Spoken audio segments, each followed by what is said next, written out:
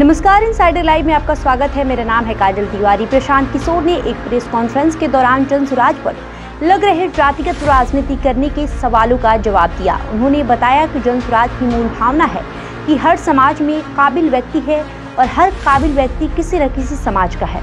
उन्होंने आगे ये भी कहा कि हम पंचायत से लेकर राज्य स्तर के संगठन में ये सुनिश्चित करेंगे कि समाज के सभी वर्गों को उनका प्रतिनिधित्व मिले और साथ ही सबकी सहमति से ये निर्णय हुआ है कि जो समाज में सबसे ज्यादा पिछड़ा है उसे सबसे पहले मौका मिले। सबसे ज्यादा ये सवाल पूछा जाता है, जाति से कैसे निपटिएगा। तो पहली बात तो ये समझिए कि जाति सिर्फ बिहार में महत्वपूर्ण उसकी भूमिका नहीं है। देश के हर राज्य में, उत्तर प्रदेश में, गुजरात में, महाराष्ट्र, कर्नाटक, आंध्र प्रदेश में भी जातियों का इतना ही योगदान है जितना बिहार में है। अब आप ये जांच कर देखिए कि क्या बिहार में सिर्फ जाति पर ही लोग वोट देते हैं। आगे क्या होगा वो छोड़ दीजिए, पीछे क्या हुआ है उसको देखिए।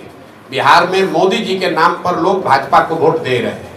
तो मोदी जी के जाति के कितने लोग बिहार में रहते हैं आप बता दीजिए। क्या मोदी जी भाजपा को वोट देने वाला हर व्यक्ति मोदी जी के जाति का है? नहीं है। लालू जी के वोट का एक बहुत बड़ा आधार मुसलमानों का आधार है। जाति को धर्म से रिप्लेस किया। अब आ गए ना, अभी तो आपने कहा सिर्फ जाति है, अब आ रहे धीरे धीरे। आपने कहा सिर्फ जाति है, आप खुद कह रहे नहीं, वहाँ जाति के अलावा धर्म भी है। मुसलमान जो है वो लालू जी के जाति का नहीं है। 18% वोट है, मुफ्त में ये वोट आरजेडी को देता है।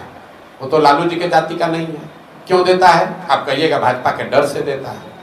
तो बिहार में सिर्फ जाति पर वोट पड़ता है, ये भ्रम मत पालिए। मैं आपको उदाहरण देकर समझा देता हूँ। 2000 यहाँ बिहार में 1984 में कांग्रेस पार्टी को बहुत बड़ी सफलता मिली। राजीव गांधी के नेतृत्व में दिल्ली में सरकार बनी।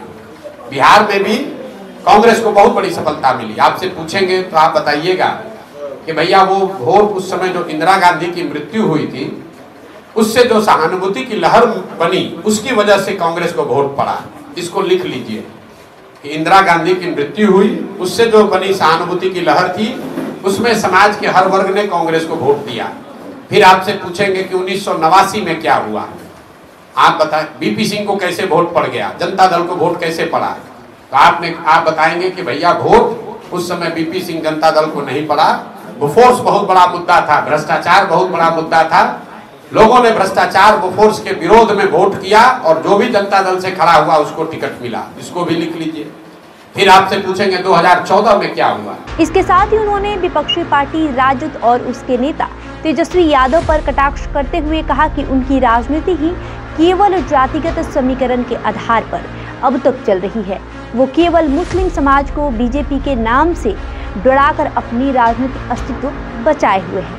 लेकिन अब बिहार की जनता के पास जनसुराज के रूप में एक बेहतर विकल्प मौजूद है, जिससे राजद, जदयू, कांग्रेस, भाजपा समेत सभी दलों के जातिगत समीकरणों को बिहार की जनता अगले चुनाव में ध्वस्त कर देगी, जिसका ट्रेलर आपने अभी हाल ही में संपन्न हुए रुपौली विधानसभा चुनाव में देखा होगा। बहरहाल आपका इस खबर पे क्या कहना है, हमें कमेंट करके जरूर बताएं। धन्यवाद।